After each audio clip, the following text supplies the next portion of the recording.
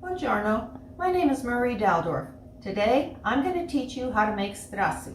Now strasi are traditional Italian cookies for Christmas and for Carnevale. Strassi is not the only name that these cookies are referred to as. They're also called bugie, chiacchiere, and many other names. The reason for that is that depending upon where the family originated from regionally, they would give these cookies a name that was applicable to that region. So today we're going to go ahead and get started. I'm using my mother's recipe that she passed down to my sister and myself.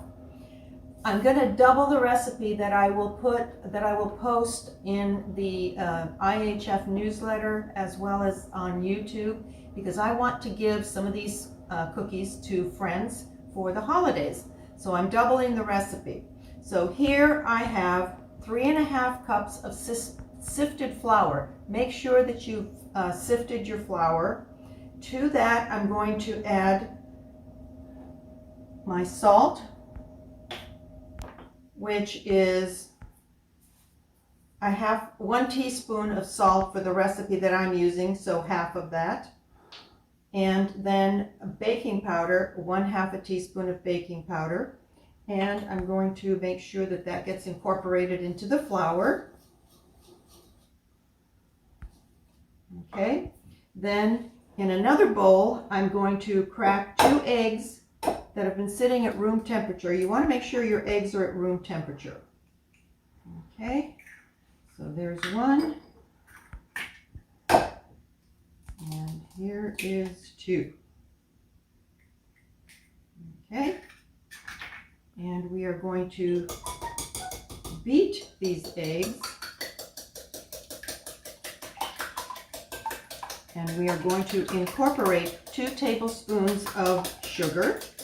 This recipe does not call for very much sugar, so they're not very sweet cookies, but they are certainly delicious. And then you'll add powdered sugar on the top, so you can give them a little bit more sweetness if you want. Okay, so here again, we're going to beat this. And then I'm going to add in 1/2 cup of melted butter to this mixture.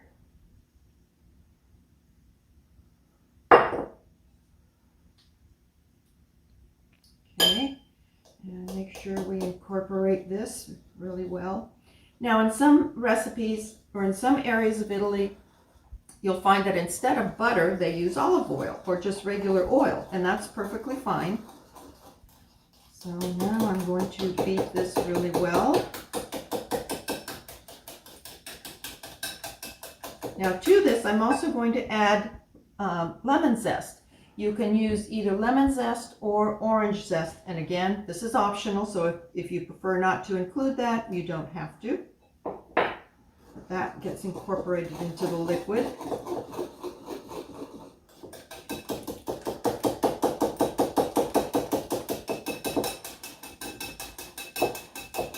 And you just keep working this.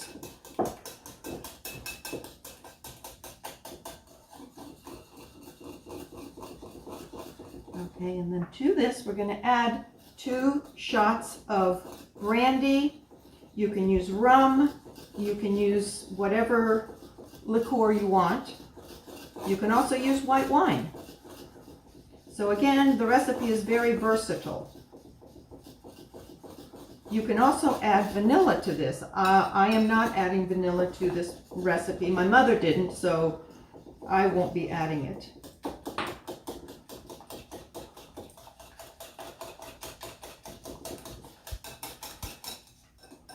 Okay, now I'm going to make a hole in here, and we will transfer the liquid into the dry ingredients.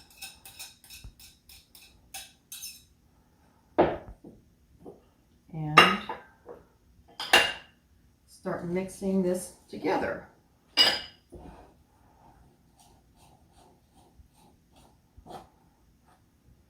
Now you'll find that it's going to be like the like pasta, it's going to take a little bit of time to incorporate, and you can certainly use your fingers, which I will be doing shortly.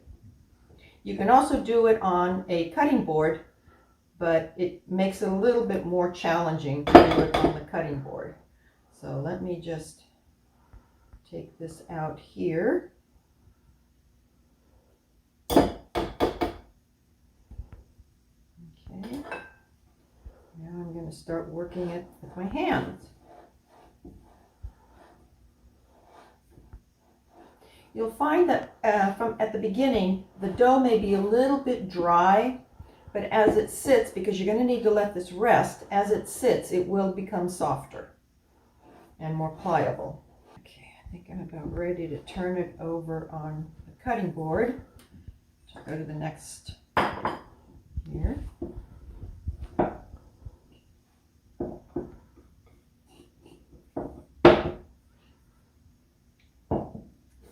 Okay, now we're just going to keep kneading this. If you find your pasta's a little bit dry, you can either add a little bit of water or you can add in a little bit more of your liqueur. I choose to add a little bit of the liqueur here. Just work that in.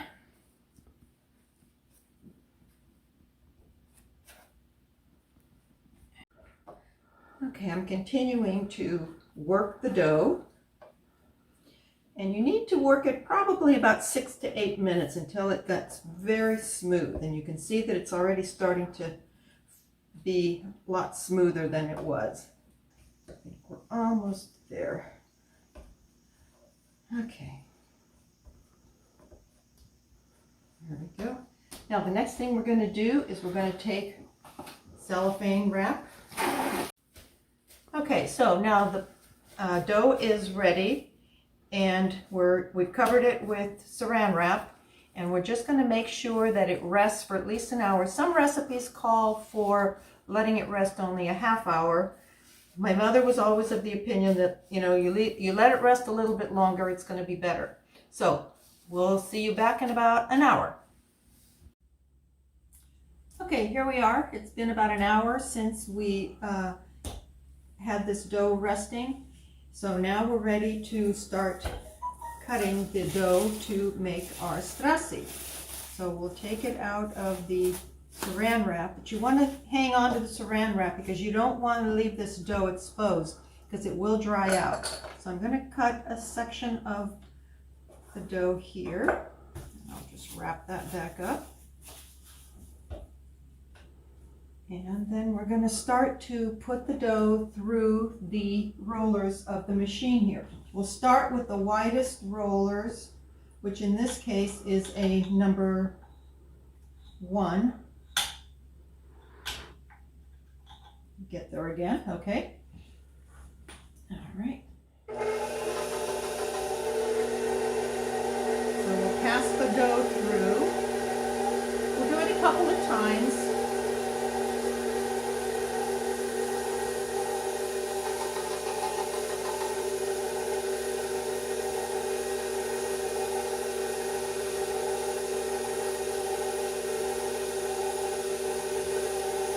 You notice that each time it gets smoother.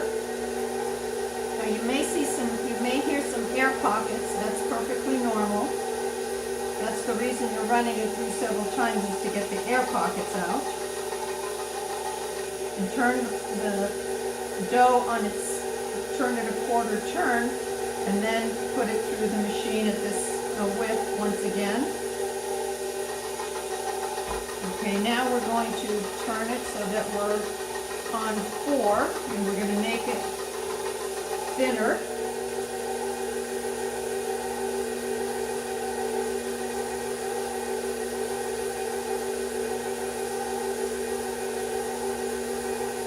And the dough is much thinner. I don't know if you can see that very well, but it is considerably thinner than before. Then I'm going to run it through one last time at, let me do it at 6.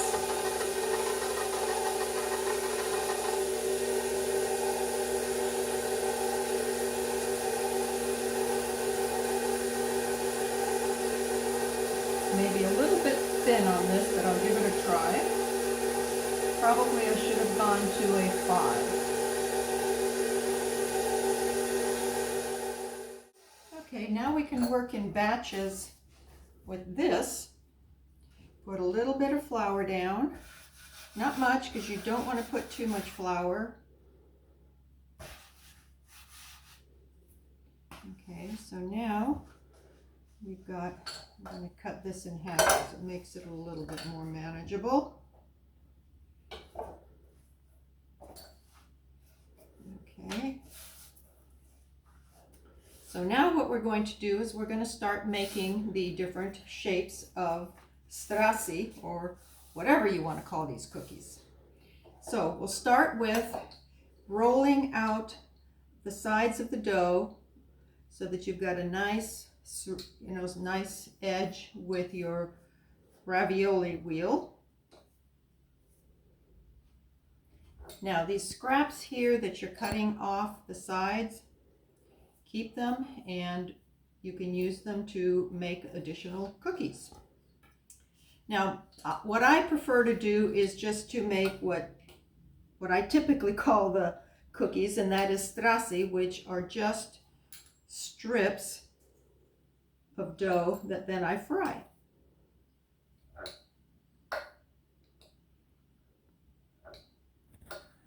And you can make these shorter, longer, wider, however you like. Doesn't really matter.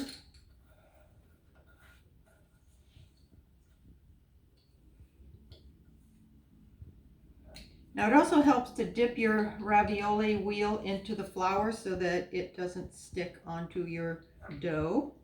And if you get a little dough on it, a little flour on the dough, that's not going to hurt because you can always brush it off.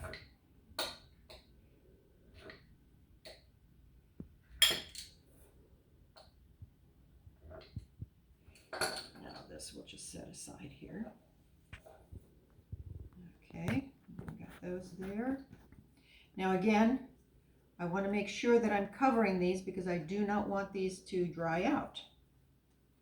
So I've got a tea towel here. I'll just cover them with that. Now with this piece here, what I'm going to do is I'm going to show you how to make some different shapes. You can make bow ties, which actually I can make out of this piece right here.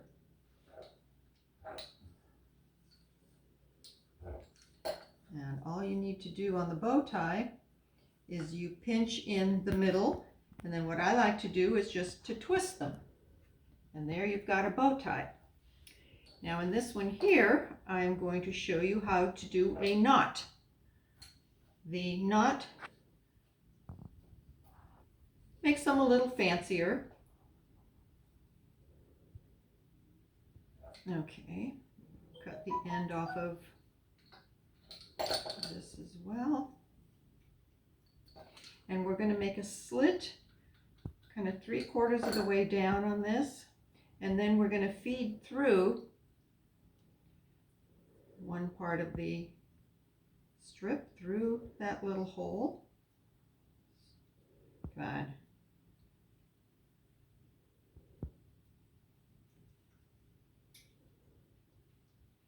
Okay, and there you have another version of the strasi.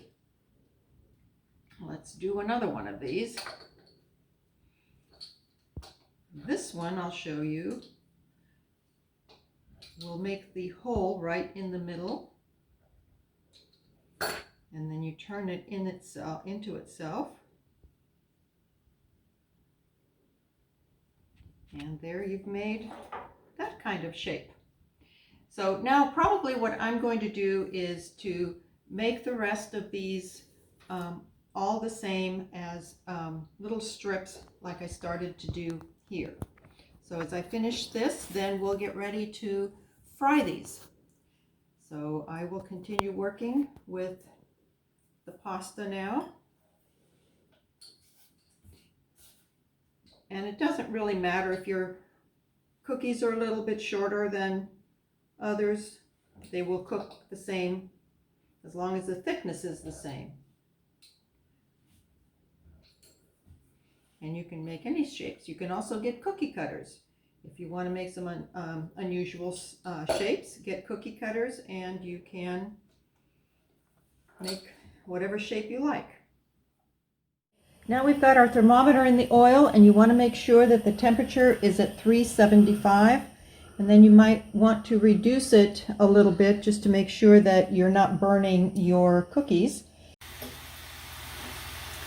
Okay, so I'm continuing to cook my batches here.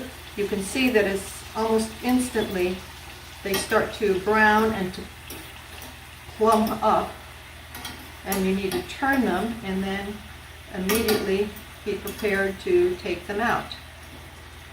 Now, one of the things that you can do is, as you are finishing up rolling out your dough, you can start warming up your oil so that when you're done preparing your dough with making them into the strips that you're making them in, your oil will be ready so that you make sure that the dough does not dry out. And again, when you're putting these in, be very careful that you don't burn yourself. If you need to add a little bit of oil, now some people use a pan to fry these in with a lot more oil. I prefer to use a frying pan because I have more control over what I'm doing. And so you may need to add a little oil if you're using a frying pan. Ooh, hot.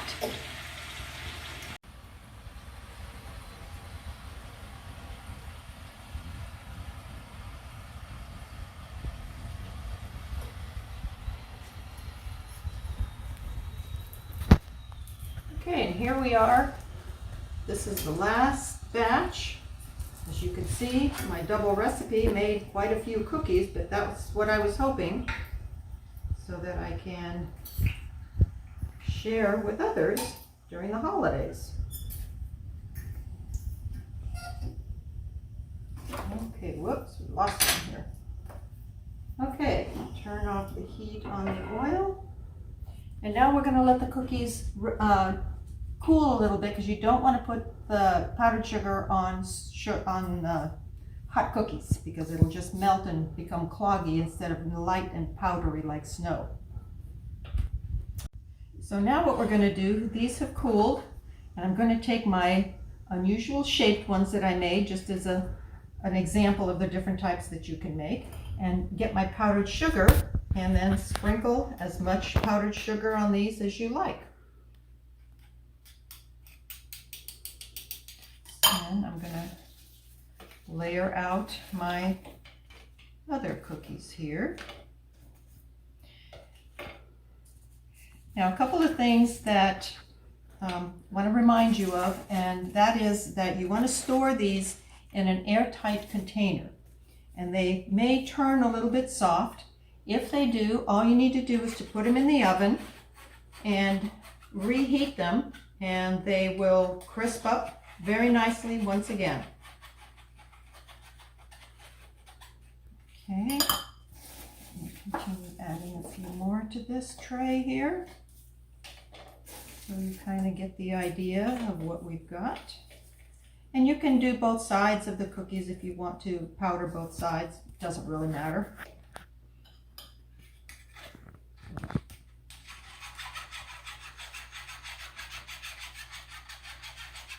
And if you powder them and then you plan to use them and you notice that they need a little bit more powdered sugar, you feel free to add a little more. Okay, I've powdered my first dish of the cookies, and here you have, I should taste these because they're very, very airy. And the thing with these cookies is you can't just eat one. They're very, very addictive, and that's why you can freeze them if you wish. But the problem is that I've never made enough that I could freeze. So here we have strasi or borgie or chiacchiere, whatever your Italian family calls them. Enjoy and buon appetito.